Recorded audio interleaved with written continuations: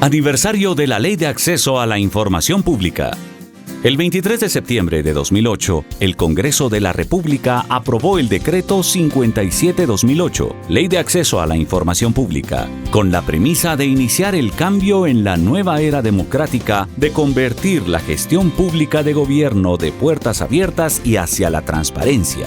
Para ello, la normativa estableció mecanismos para que el acceso a la información pública sea para todos los guatemaltecos un derecho humano fundamental previsto en la Constitución Política de la República. Hoy, 15 años después, todas las entidades estatales, autónomas y semiautónomas y organizaciones que hacen uso de fondos públicos para su funcionamiento están regidas bajo esa norma, y en el caso de la Unidad de Acceso a la Información Pública del organismo legislativo, en estos 3 lustros de vida de la ley, se ha convertido en la entidad mejor calificada en cuanto a su cumplimiento. Para conocer más de esta ley, desde el proceso de formulación, aprobación y la situación actual, entrevistamos al doctor en Derecho Silvio Gramajo, quien formó parte del equipo que trabajó en la formulación de la normativa y desde hace 20 años se ha dedicado al análisis y estudio del acceso a la información pública a nivel nacional y las experiencias internacionales. La Ley de Acceso a la Información Pública se llega a aprobar el 23 de septiembre. No va a entrar en vigencia sino hasta 6 meses después, estamos hablando de abril del 2009. El tema de acceso a la información pública en ese momento era un tema novedoso, llamémosle así, en la lógica de la discusión del orden político, de la democracia, ¿sí? Muchos países ya habían empezado a discutir estos temas. Sin embargo, en Guatemala este tema no se había discutido. ¿Por qué? Porque teníamos, si estamos hablando del 2008, habrían pasado, si estamos hablando del 2000, habrían pasado unos 15, 16 años de la llegada a la democracia. Entonces, había otro tipo de temas que eran más urgentes. Había el tema de procurar las elecciones, crear las instituciones propias de la democracia, que funcionara bien el Congreso de la República, el organismo judicial, la Procuraduría de los Derechos Humanos, la Corte de Constitucionalidad. Me explico, había otro tipo como de preocupaciones a nivel de la lógica, digámosle, del ejercicio del sistema político. Sin embargo, a nivel internacional, también debido a las discusiones teóricas, se empieza a discutir el tema de la transparencia y de la necesidad de que exista una ley de acceso a la información pública. La lógica era la siguiente: si ya estaban las instituciones propias del sistema, lo que habría que hacer ahora era crear una normativa que le permitiera a la sociedad conocer cómo funcionaban esas instituciones. También es necesario decir cómo funcionan, y para saber cómo funcionan la sociedad necesita saber cómo están integradas, qué presupuesto reciben, qué información generan, qué funcionarios tienen, cuáles son las evaluaciones de desempeño de los funcionarios, etcétera, etcétera. Entonces empieza a discutir la ley. Sin embargo, nosotros estábamos terminando, porque ustedes muy bien recordarán, el conflicto armado. La paz se había aprobado en 1996, entonces todavía teníamos esos resabios de esa lógica de pensar en la seguridad nacional, en el tema del conflicto armado, de instalar más cuestiones, digámosle, de la lógica civil dentro del Estado para ir terminando con esa herencia militar específicamente. Y entonces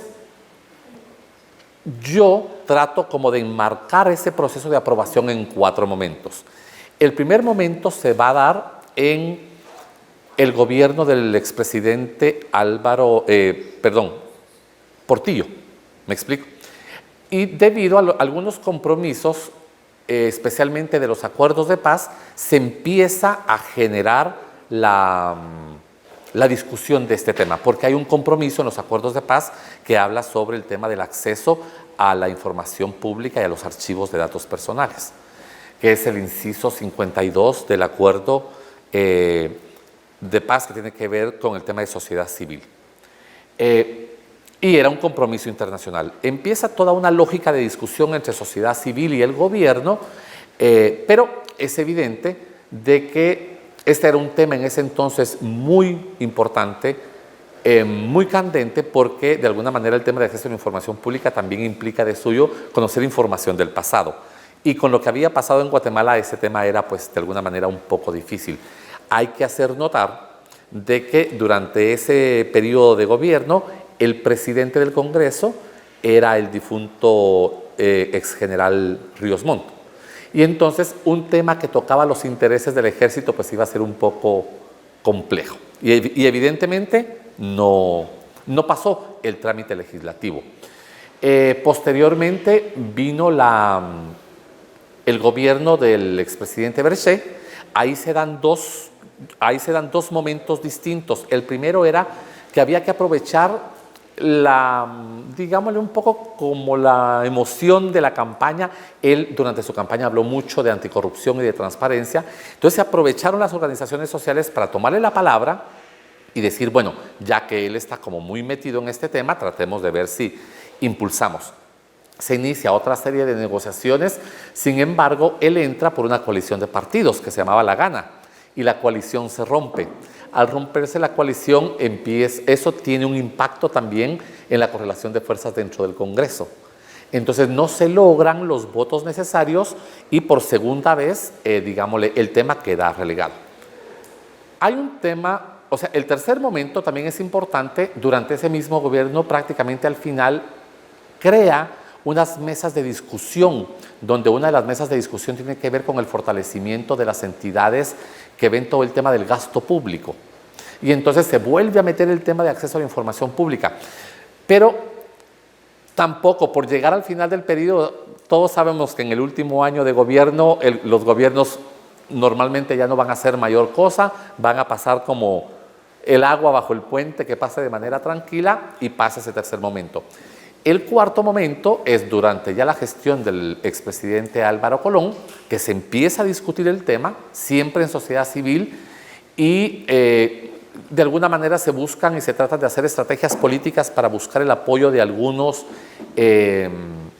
diputados. En ese entonces la diputada Ninette Montenegro venía trabajando con mucha fuerza el tema de fiscalización y el tema de acceso a la información pública. Y entonces, por medio de ella y de otra diputada, Rosa María de Frade, entonces empieza esta discusión. Finalmente, se aprueba la Ley de Acceso a la Información Pública el 23 de septiembre del 2008, bajo esa lógica. Esos serían resumidos como los 4 momentos, digamos, de aprobación. Quisiera, para terminar esa pregunta, hacer notar de que en cada momento yo logro reconstruir lógicas distintas de cómo se plantea el acceso a la información pública.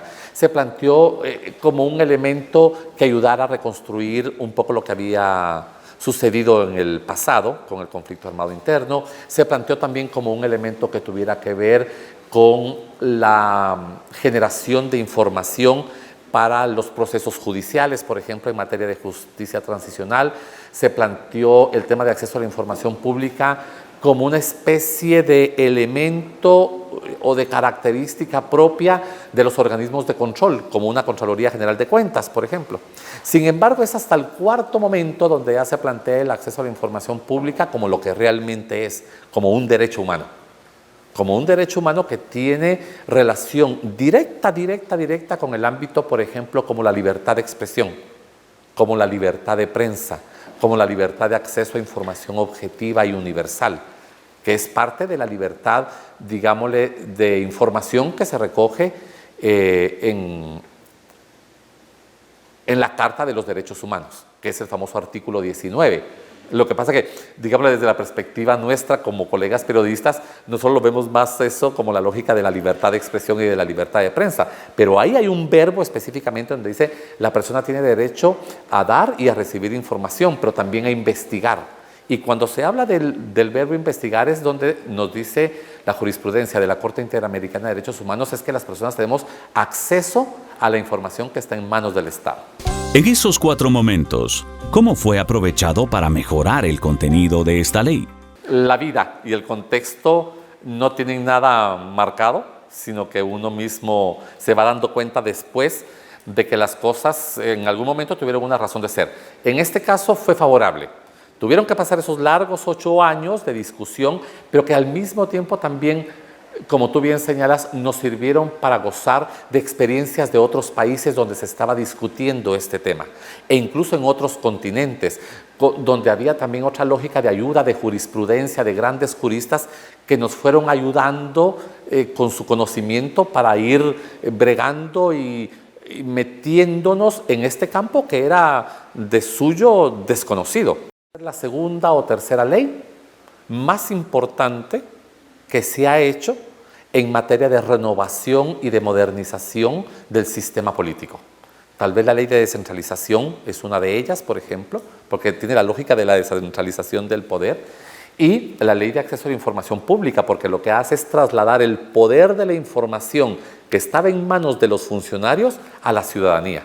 Ese es un gran paso en la lógica, digámosle, del fortalecimiento de un sistema, de un orden político democrático, porque es obligar al Estado y al funcionario público a que piense que los titulares de la información somos los ciudadanos, las personas, no los funcionarios. Los funcionarios están para crear la información, para cuidarla, resguardarla y entregarla cuando se les solicite.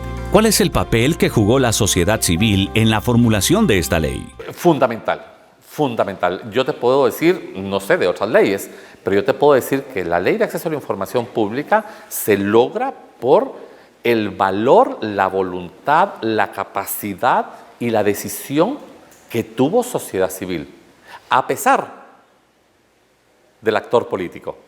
No fue acompañado del actor político, fue a pesar del actor político, porque verdaderamente, como yo les acabo de decir, si no se hubiese dado ese paso, ese hecho de la pérdida de los 82 millones, seguramente estaríamos discutiendo todavía la ley de acceso a la información pública. Y un caso, digámosle, donde podemos ver eso es el siguiente. En ese entonces, Argentina ya empezaba la discusión de su ley. ¿Quiénes son los más beneficiados con esta ley? Yo creo que todos hemos ido aprendiendo en este proceso, todos hemos ido metiéndonos y hemos ido redescubriendo las potencialidades de lo que esta norma nos da. Lo que pasa que, por ejemplo, veamos, a nivel social hay un impacto importante que lo generan los medios de comunicación. Pues es que desde hace 15 años para acá, un poco menos, tal vez del 2010 para acá, la suerte y la gran cantidad de reportajes de investigación se han logrado por la Ley de Acceso a la Información Pública. De hecho, hay medios de comunicación que todo lo que publican es prácticamente con información pública. ¿Qué otras bondades contiene esta ley? Que la Ley de Acceso a la Información Pública tiene un beneficio que es importantísimo. No solo te brinda información sobre el uso de recursos, sino que te brinda información sobre las decisiones políticas que luego se materializan en documentos, que luego se materializan en un puente, en una calle adoquinada o en una megacarretera que se ha derrumbado 78 veces desde su inauguración, por ejemplo. ¿Sí?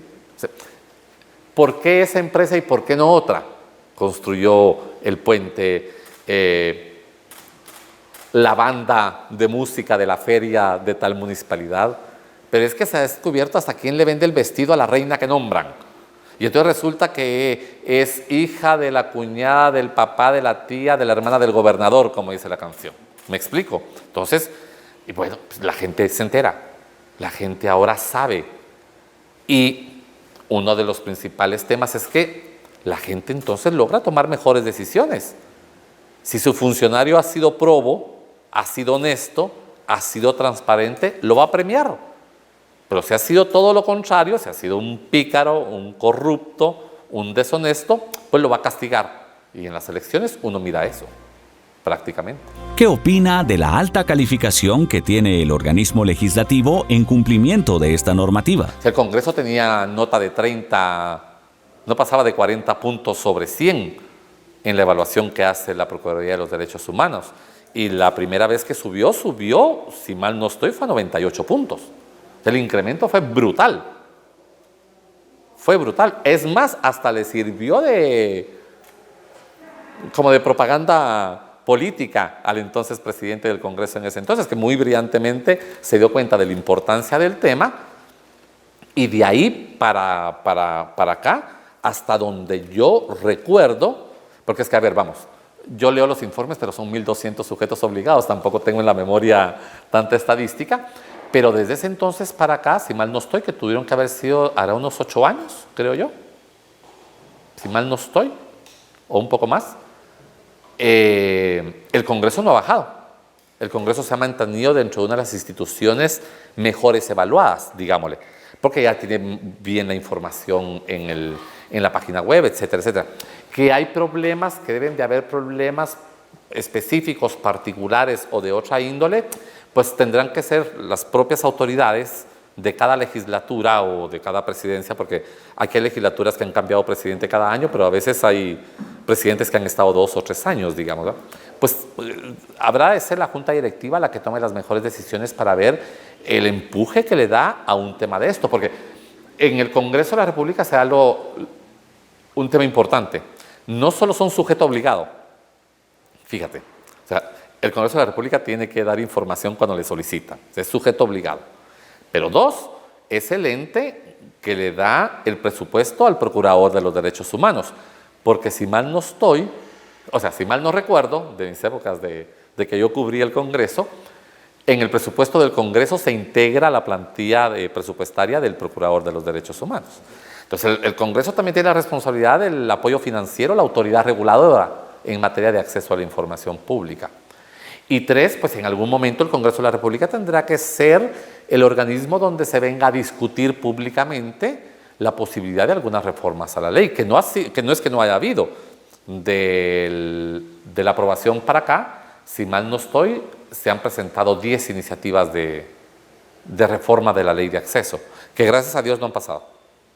Excepto una, que no estaba mal, las otras sí estaban muy, muy mal planteadas. Entonces, y justo, carecían de este elemento que yo mencionaba anteriormente, no fueron discutidas abiertamente, no fueron discutidas públicamente y técnicamente ni hablar. ¿Qué datos recopila en el libro que escribió con relación a información pública? De hecho el libro es se llama Acceso a la Información Pública en Guatemala, y habla sobre 15 años, digámosle, de avances y discontinuidades. Le quise poner así porque realmente creo que en esta entrevista he logrado como de alguna manera resumir un poco parte de este libro. O sea, ha habido avances, es evidente la inserción del tema en el debate público, pero también en el ejercicio del poder, o sea, en el sistema político. Ha habido avances, sin duda alguna, muy importantes, pero también ha habido discontinuidades, que era lo que yo decía, digámosle, siempre ha habido cuestiones de echar de atrás para adelante, en los últimos años han sido un poco más marcadas, y el libro lo que ofrece es un primer capítulo donde se aborda teóricamente qué es el acceso a la información pública, desde 3 dimensiones, como un tema que fortalece la democracia, como derecho humano y como un elemento que fortalece, digámosle, la institucionalidad del Estado desde la perspectiva de la transparencia, la publicidad y la rendición de cuentas. Luego viene, se recoge el proceso de aprobación de la ley.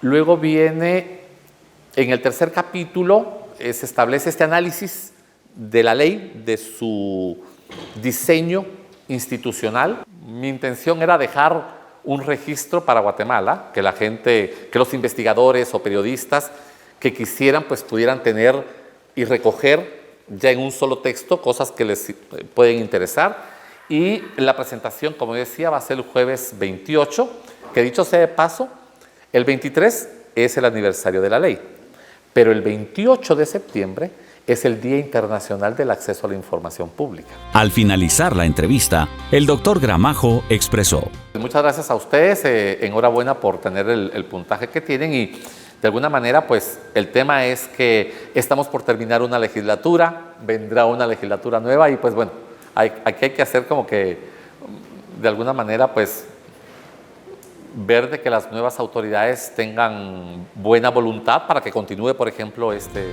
puntaje. El Congreso ha obtenido en los últimos 4 años las calificaciones más altas en el tema, de entre aproximadamente 1.270 sujetos obligados, alcanzando aproximadamente un 95.5% en el cumplimiento de entrega de información a los requirientes. También la Red Latinoamericana por la Transparencia Legislativa, en su más reciente informe denominado Índice Latinoamericano de Transparencia Legislativa 2020, en su 5ª edición, resaltó el trabajo del Congreso de la República de Guatemala y lo situó entre los 8 países que superan la media regional junto a organismos legislativos de Argentina, México, Paraguay, Chile, entre otros. Congreso de la República.